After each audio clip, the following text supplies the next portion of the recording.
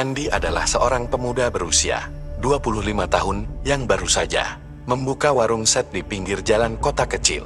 Meskipun set yang ia jual lezat dan ia sudah bekerja keras untuk menarik perhatian pelanggan, usahanya selalu sepi. Setiap malam, warungnya kosong, dan harapan Andi untuk meraih kesuksesan semakin memudar. Suatu malam, saat sedang duduk sendiri di warungnya, Andi bertemu dengan Budi, teman lamanya yang kini menjadi pedagang set sukses di kota itu. Budi memberitahunya tentang seorang wanita cantik yang bisa menjadi penglaris untuk dagangannya. Namun, Budi memperingatkan bahwa ada harga yang harus dibayar. Andi yang sudah putus asa dan merasa tidak ada pilihan lain, memutuskan untuk menemui wanita tersebut. Pencariannya membawanya ke sebuah desa terpencil di luar kota. Desa itu sunyi, dan Andi merasa cemas saat berjalan menyusuri jalanan sepi menuju rumah yang dimaksud. Rumah tua yang ia temui tampak angker, tetapi Andi tetap melangkah masuk. Di dalam rumah itu, berdiri seorang wanita cantik dengan gaun putih panjang. Wajahnya tampak mempesona, namun ada aura misterius yang mengelilinginya. Wanita itu memperkenalkan dirinya sebagai Ningsih. Ia menjelaskan bahwa ia bisa membantu Andi membuat warung setnya laris manis. Namun ada syarat yang harus dipenuhi. Setiap malam, Andi harus memberikan satu tumbal.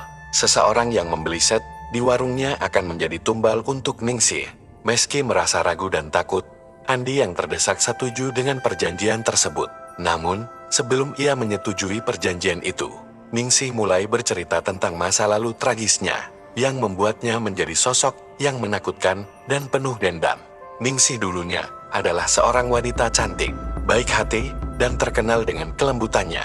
Di desanya, ia selalu membantu orang-orang yang membutuhkan dan memiliki hati yang tulus. Namun, takdirnya berubah ketika ibunya terlibat dalam suatu perjanjian gelap dengan dunia pesugihan. Ibu Ningsih, yang sangat miskin, terdesak untuk mendapatkan uang agar bisa membiayai kehidupan keluarga mereka. Seorang dukun menawarkan kekayaan dan keberuntungan yang melimpah melalui pesugihan. Tetapi dengan satu syarat, harus memberikan tumbal. Tanpa tahu akibatnya, Ibu Ningsih setuju untuk mengorbankan nyawa orang yang tidak bersalah. Sebagai syarat untuk memperoleh kekayaan, Ibu Ningsih berjanji untuk memberikan seorang tumbal setiap kali pesugihan memintanya. Namun, semakin lama, pesugihan itu mulai menuntut lebih banyak tumbal. Ibu Ningsih tidak bisa lagi menahan beban berat perjanjian tersebut. Suatu malam, Ibu Ningsih yang sudah tertekan dengan janji-janji pesugihan itu, dipaksa oleh dukun untuk memberikan tumbal terakhirnya Ningsih sendiri. Sang ibu yang sangat mencintai anaknya, namun terikat oleh kutukan pesugihan, tidak bisa melawan. Tanpa pilihan, ia memilih untuk memberikan Ningsih sebagai tumbal untuk menyelamatkan hidupnya. Namun, dalam momen tragis tersebut, Ibu Ningsih menyesal. Ningsih, yang tidak tahu apa yang terjadi, akhirnya menjadi korban kutukan yang disebabkan oleh perjanjian gelap ibunya. Sebagai balasan, ibunya dibunuh oleh pesugihan, dan Ningsih yang selamat merasa sangat marah dan kecewa. Kini, dirinya terperangkap dalam dunia yang dipenuhi dengan roh-roh jahat dan kutukan yang tidak bisa dilepaskan. Perubahan drastis terjadi pada Ningsih.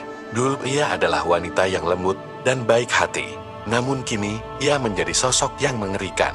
Hatinya penuh dengan dendam dan kebencian terhadap dunia yang telah merenggut ibunya, dan juga terhadap manusia yang tidak tahu apa yang mereka lakukan. Untuk membalas rasa sakitnya, ia memutuskan untuk menjadi penglaris yang harus dibayar dengan nyawa. Kembali ke Andi. Setelah mendengarkan kisah mengerikan itu, Andi merasa kasihan kepada Ningsih. Namun di sisi lain, ia juga merasa ketakutan. Ningsih yang dulunya wanita, cantik, dan baik hati kini berubah menjadi sosok yang menakutkan, penuh dendam terhadap dunia yang telah menorehkan luka yang dalam-dalam hidupnya. Meski begitu, Andi merasa terperangkap oleh janji yang telah ia buat. Setiap malam, warung set Andi ramai dengan pembeli yang datang. Namun, di balik kebahagiaannya, ada kekosongan yang semakin besar di dalam dirinya. Setiap kali seseorang datang membeli set, Andi merasa seolah-olah ada yang mengawasi. Ada yang aneh dengan para pembeli tersebut. Seiring berjalannya waktu, Andi mulai merasakan tekanan yang semakin besar dari Ningsih. Setiap malam, ia harus mencari seseorang untuk dijadikan tumbal. Jika ia gagal, Ningsih akan datang menagih janjinya dengan cara yang mengerikan. Tumbal pertama yang harus Andi berikan adalah Pak Rudi, seorang pria tua yang membeli set di warung Andi setelah makan sate. Pak Rudi tiba-tiba terjatuh tak sadarkan diri dan meninggal dalam kondisi yang mengerikan.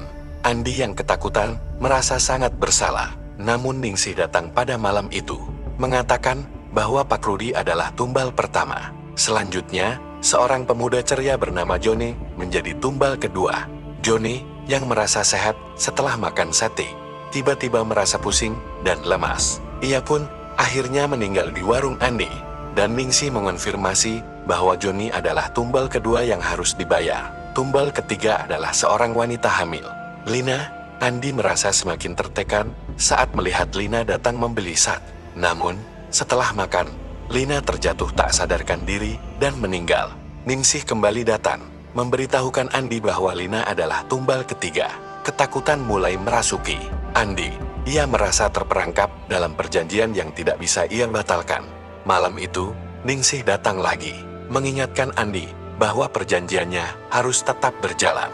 Jika kamu tidak memberi tumbal terakhir, kamu yang akan menjadi tumbal, Andi, kata Ningsih dengan suara yang mengerikan. Andi merasa putus asa. Pada malam terakhirnya, warung sat Andi kembali dipenuhi pengunjung. Andi mencoba untuk menahan ketakutannya, namun ia tahu bahwa ia tidak bisa lagi menghindari perjanjian tersebut. Ketika Ningsih muncul dan mengingatkan Andi bahwa ia harus membayar harga terakhir, Andi akhirnya menyerah. Dengan tubuh lemas, Andi merasa bahwa ia tak lagi memiliki pilihan selain menjadi tumbal terakhir untuk membayar harga kesuksesannya. Dalam sekejap, Ningsih menggunakan kekuatan gaibnya untuk menyedot kehidupan Andi, menghisapnya dengan kekuatan yang luar biasa. Andi terjatuh tak bernyawa di tengah keramaian warung set. Dengan berakhirnya kehidupan Andi, Ningsih akhirnya bebas dari kutukan pesugihan yang menghantui dirinya selama ini. Warung sate yang dulu ramai itu kini sepi. Namun Ningsih tetap ada. Ia menghilang ke dalam kegelapan, menunggu pembeli berikutnya yang akan menjadi tumbal.